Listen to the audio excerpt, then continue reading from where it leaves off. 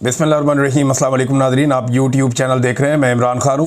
एक चीज़ आज इंपॉर्टेंट, और वो आज इंडिया और पाकिस्तान का मैच फाइनल।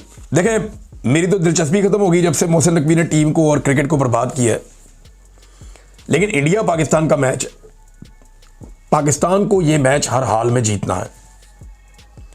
ज़रूरी नहीं है कि आपने इंडिया की तैयारी गिरा दी है तो अब हर मैदान में आपने उसी पे बगड़े डालने हैं।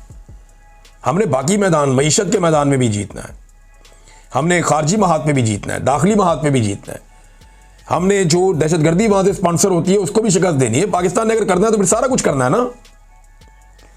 पाकिस्तान ने क्रिकेट के मैदान में भी जीतना है, हॉकी के मैदान में भी जीतना है, खेलों के मैदान में, तालीम के मैदान में, साइंस के मैदान में, टेक्नोलॉजी के मैदान में, मईशत के मैदान में आपने हर जगह मुकाबला करना है। खाली फौज नहीं है पाकिस्तान के पास, 25 करोड़ का मुल्क है, बड़े टैलेंटेड लोग हैं। ये मैच पाकिस्तान को जीतना होगा और जीतना चाहिए। स्टैट्स इंडिया के बहुत अच्छे हैं, प्लेयर्स उनके बहुत अच्छे हैं, लेकिन अगर आप इस क्रिकेट को एक अलग लेवल पे ले जाएं, इस मैच को, तो आप जीत भी सकते हैं। अगर पाकिस्तान पे प्रेशर है तो इंडिया पे भी प्रेशर होगा। देखना यह है कि प्रेशर को हैंडल कौन ज्यादा बेहतर करता है, ज्यादा प्रोफेशनली कौन ग्राउंड में उतरता है और बड़े दिल के साथ कौन खेलता है। जो लोग ज्यादा फर्क डाल रहे हैं इस मैच में, वो अभिषेक शर्मा उनमें से एक है। ये बहुत अच्छा प्लेयर है। मोहम्मद आसिफ की मैं बात सुन रहा था, उमर गुल की मैं बात सुन रहा था। ये लॉन्ग हैंडल से खेलता है। ऐसे प्लेयर्स में कई कमियां भी होती हैं, लेकिन वो बहुत अच्छा मैनेज करता है अपनी बैटिंग को। उसका अपना एक एरिया है जहां पे बॉल को वो दुर्गत बना देता है बॉलर्स की। लेकिन मोहम्मद आसिफ ने जो बात की है ना, वो समझने वाली है कि अगर आप मार खाने से डरेंगे तो ये आपको बहुत मारेगा। ये बहुत अच्छा बैट्समैन है। आपको इसे एक प्रॉपर लेंथ पे बॉल करना पड़ेगा, आपको विकेट में बॉल करने पड़ेंगे, आपको आगे बॉल देने से नहीं डरना। आप इससे मार खाएं लेकिन इसको आउट करें। अगर आपने इसको आउट कर लिया तो इंडिया की आधी टीम नीचे लग जाएगी। यह सबका तज्जिया है। लेकिन मैं फिर भी आपको एक और बात कहूं, इंडिया के पास नीचे 6-7वें नंबर तक बेहतरीन बैटिंग है। उनके मैच विनिंग प्लेयर बहुत सारे हैं। सूर्या कुमार यादव बहुत अच्छा खेलता है, दुबे बहुत अच्छा खेलता है, उनका विकेट कीपर जो है वो। बाकी जो नीचे 3-4 प्लेयर्स हैं वो नए हैं लेकिन बहुत अच्छा खेलते हैं। पांड्या बहुत मारता है, अक्षर पटेल। तो हमारे पास भी यानी एक बैलेंस टीम तो है, लेकिन इंडिया नंबर 1 टीम है। अगर उनको हराना है तो आपको अपने दिमाग से यह निकालना पड़ेगा कि आप मुकाबला नहीं कर सकते। यह निकालना पड़ेगा कि आप छोटी और कमजोर टीम है। आपको फिर टाइगर्स की तरह खेलना पड़ेगा जैसे इमरान खान खेलता था। थोड़ा हौसला पैदा करें, आप इंडिया को हरा सकते हैं। Good luck Pakistan. Pakistani minerals में उनको बड़ी दिलचस्पी है। तो पाकिस्तान के जो मिनरल्स हैं वो आसिम मुनीर साहब डोनाल्ड ट्रंप को तोहफे में दे रहे हैं, और शहबाज शरीफ साहब यहां पे बस मावन अदाकार के तौर पे दिखाई दे रहे हैं। यानी ये एक तस्वीर सारी कहानी सुना रही है कि तोहफा दिया जा रहा है पाकिस्तान की जानिब से, लेकिन दे रहे हैं फील्ड मार्शल आसिम मुनीर साहब और ले रहे हैं डोनाल्ड ट्रंप, जिनकी उसमें बड़ी दिलचस्पी है, और शहबाज शरीफ साहब साइड में तमाशा देख रहे हैं। और तोहफा क्या है? पाकिस्तान के मिनरल्स। अब ये इतने से मिनरल्स तो अमेरिका को नहीं चाहिए ना। अब इन्हीं के लिए मुआहदे हो रहे हैं, इन्हीं के लिए ताल्लुकात बहुत अच्छे बन रहे हैं, और ये वो मिनरल्स हैं जिन पे बड़े ताकतवर लोगों के और बड़े पैसे वाले लोगों की इनके ऊपर नजरें हैं। इसमें बहुत सारे मिनरल्स ऐसे हैं जो फ्यूचर में बड़े काम आने वाले हैं दुनिया के। लिहाजा ये डोनाल्ड ट्रंप को आसिम मुनीर साहब गिफ्ट कर रहे हैं। ये तस्वीर एक और भी चीज क्लियर करती है कि मिनरल्स जो है उनका कब्जा या उनकी मलकियत या उनका कंट्रोल पाकिस्तान में सिविलियन गवर्नमेंट के पास नहीं है, वो मिलिट्री एस्टेब्लिशमेंट के पास है। अब सादी बात अगर आप कहें तो उन्हीं के पास कंट्रोल है। अब खैबर पख्तूनख्वा में जो माइंस एंड मिनरल्स का बिल है वो पास नहीं हुआ, लेकिन इसके बावजूद मिनरल्स निकलते भी हैं और माइनिंग होती भी है। कौन रोके, कैसे रोके, ये तो आज तक किसी को पाकिस्तान में समझ ही नहीं आई। नादरीन, जो पुरस्कार खातून वाला मामला था ये बढ़ता ही चला जा रहा है। ख्वाजा आसिफ ने कहा जी मैं इसको नहीं जानता, वजीर कानून ने कहा जी मैं इन खातून को नहीं जानता, वजारत खारजा कहती है जी हम भी खातून को नहीं जानते, हमने नहीं किया। सारे अपने ऊपर से उतार रहे हैं।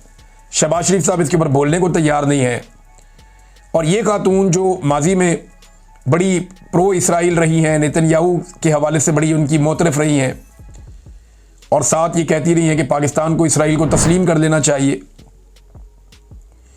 अब ये खातून जो है इनको अकेला कर दिया सबने मिलकर। यानी ये खातून कोई जाती फायदे के लिए तो नहीं फिर रही थी ना मेरे ख्याल में, ये तो इन्हीं लोगों की मदद के लिए गई थी। अगर वो बरतानिया में रहती हैं, वहां से वो निकली हैं, उन्होंने कोई काम शाम किया है, उनकी ऑफिशियल ड्यूटी उनके बकौल उनको मिली है। अब कोई भी नहीं मान रहा कि उनको कोई ऑफिशियल ड्यूटी दी गई है, सबने उनको एकदम अलग कर दिया, अपने से अकेला छोड़ दिया। मुश्किल वक्त आया तो कहा नहीं तुम अलग हो जाओ, अकेली हो जाओ, उन्हें अकेला कर दिया। हालांकि ये खातून ने बदतरीन हालात के अंदर, जब बहुत बुरे हालात थे पीएमएलएन के, तब भी इन्होंने पीएमएलएन का साथ दिया था और पीएमएलएन के साथ ये हमेशा खड़ी हुई थी। लेकिन आज सबने इनको डिसोन कर दिया। हालांकि इन सब के साथ इनकी तस्वीरें नवाज शरीफ के साथ भी हैं, लेकिन कोई आज उसको ओन नहीं कर रहा। ये बदकिस्मती है। वैसे इस खानदान की ये पुरानी आदत है, जो मुश्किल में आता है ये उससे दूर हो जाते हैं, जान छुड़ा लेते हैं। अब हुआ ये कि पाकिस्तान की वजारत खारजा ने भी एक मौक़िफ़ दे दिया, जनाब सानू नहीं पता। तो इस पे जो मौक़िफ़ अब आया ना, वो बड़ा इंटरेस्टिंग है। और वो अक़वाम मुत्तहिदा के सेक्रेटरी जनरल के जो तर्जुमान है, उनसे पूछा गया तो उनका बयान आ गया। उन्होंने कहा जी कि पाकिस्तान का जो मुस्तकिल मंदूब है अक़वाम मुत्तहिदा में, उसकी दरख्वास्त के ऊपर इस खातून को ये इजाज़तनामा मिला कि ये अक़वाम मुत्तहिदा के सेशन में शिरकत करेंगी। फिर उन्होंने कहा कि ये कहाँ बैठेंगी खातून, कि ख्वाजा आसिफ के बिल्कुल अक़ब में इनके बैठने का फैसला भी अक़वाम मुत्तहिदा ने नहीं किया, ये पाकिस्तान की हुकूमत का और पाकिस्तान के जो लोग वहाँ मौजूद हैं उनका फैसला था। अब ये वहाँ बैठी कैसे, ये फटा पड़ गया है, सारे सफाइयाँ देते फिर रहे हैं। मामला ये है कि ये इन्होंने इमरान खान साहब पे हमेशा इल्ज़ाम लगाया, यहूदी लॉबी कहते रहे, उनको प्रोपेगेंडा करते रहे, ये इसराइल का एजेंट है, ये भी कहते रहे। वो ये भी कहते रहे कि जनाब ये फलानी कंपनी तो फलाना, ये तो बहुत सारे इमरान खान साहब पे मजहब कार्ड इन्होंने इस्तेमाल किए। आज इमरान खान ने एक लफ्ज़ भी नहीं बोला और ये सारी सफाइयाँ देते फिरते हैं। कोई गले में इसराइली रुमाल डाल के फिर रहा है, कोई जो है कोई स्टेटमेंट दे रहा है, कोई कहीं पे सफाई दे रहा है, कोई किस तरह की बात कर रहा है, सारे अपनी सफाइयाँ दे रहे हैं। हालांकि इमरान खान ने एक लफ्ज़ भी नहीं बोला। जिस इमरान खान के ऊपर ये अटैक करते थे ना कि उसको खातमुन नबीयीन नहीं कहना आता, वो इसीलिए करते थे ना, उसको कहीं और जोड़ते थे जाके। ये बड़ी बारीक वारदात डालते हैं कि इमरान खान साहब का तलफ़ुज़ ठीक नहीं है।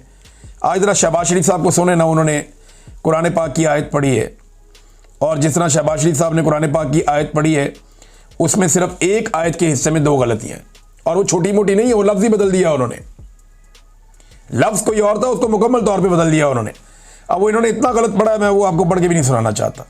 लेकिन ये शहबाज शरीफ साहब ने काम किया, इसके ऊपर मौलवी भी नहीं बोलेंगे, वो दानिशवर भी नहीं बोलेंगे, और बाकी लोग भी इसके ऊपर बात नहीं करेंगे। दानिशवर नहीं, दानिशवाड़, वो भी नहीं बोलेंगे इसके ऊपर, और इसके ऊपर बिल्कुल बात नहीं करेंगे। बहरहाल ये जो खातून वाला मामला है, ये काफ़ी तूल पकड़ गया, और ख्वाजा आसिफ का जो इंटरव्यू है वो उससे भी ज़्यादा तूल पकड़ गया, उससे भी ज़्यादा। यानी ख्वाजा आसिफ साहब के इंटरव्यू के बाद अब पीएमएलएन के अच्छे खासे हमायती वो पीएमएलएन पे चढ़ दौड़े और ख्वाजा आसिफ को लगातार बेइज्जत कर रहे हैं। देखिए ये हो जाता है, ख्वाजा आसिफ साहब के साथ बुरा हुआ, नहीं होना चाहिए था, लेकिन हो जाता है। उन्हें आदत पड़ी हुई हल्की हल्की गेंदों की, उन्हें आदत पड़ी हुई है पाकिस्तान के अंदर ऐसे मीडिया की जिसको वो कहते हैं नो कमेंट, वो कहता है ठीक है आगे बढ़ो यार।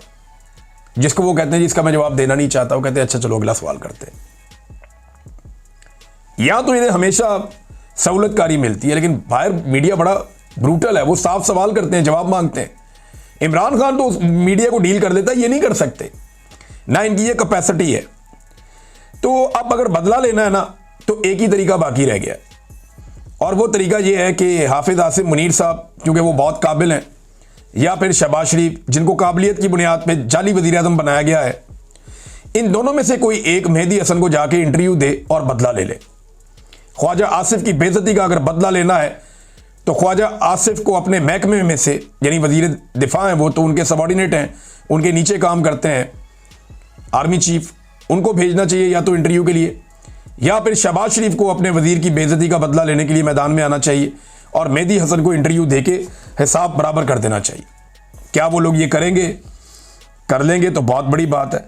लेकिन एक चीज़ और रिपोर्ट हो रही है, पहले शहजाद अकबर साहब ने रिपोर्ट की, फिर जुनैद सलीम साहब ने रिपोर्ट की। तो शहजाद अकबर साहब ने कहा कि 2 वज़ीर आपस में लड़ पड़े अमेरिका में और पंजाबी में गालम गलोच हो गए। फिर जुनैद सलीम साहब ने बताया कि ये 2 लोग जो आपस में लड़े हैं, ये ख्वाजा आसिफ और इसहाक डार हैं, और लड़ाई इनकी ये औरत वाले मामले को लेकर ही हुई है, खातून वाले मामले को लेकर।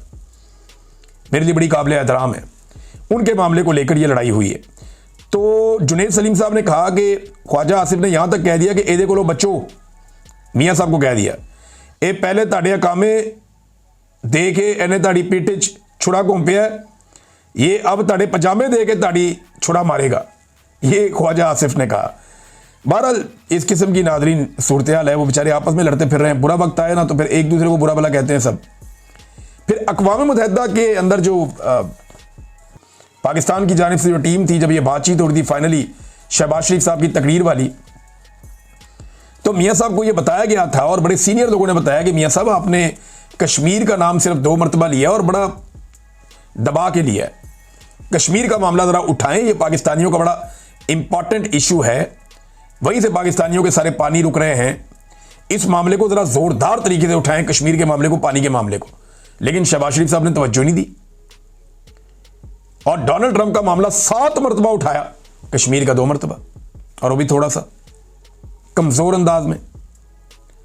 लेकिन डोनाल्ड ट्रंप को वो देना चाहते हैं अमन का नोबेल पीस प्राइज, हालांकि डोनाल्ड ट्रंप ही इसको, उनकी हुकूमत ही वीटो कर देती है और उस करारदाद को जो जंगबंदी करवाता है, और बच्चे शहीद हो रहे हैं वहां पे। जो इस वक्त इसराइल की जानिब से बमबारी हो रही है गजा पे, और इसराइल कहता है जब तक कि वो हमास को खत्म नहीं कर लेगा तब तक ये बमबारी उनकी जारी रहेगी।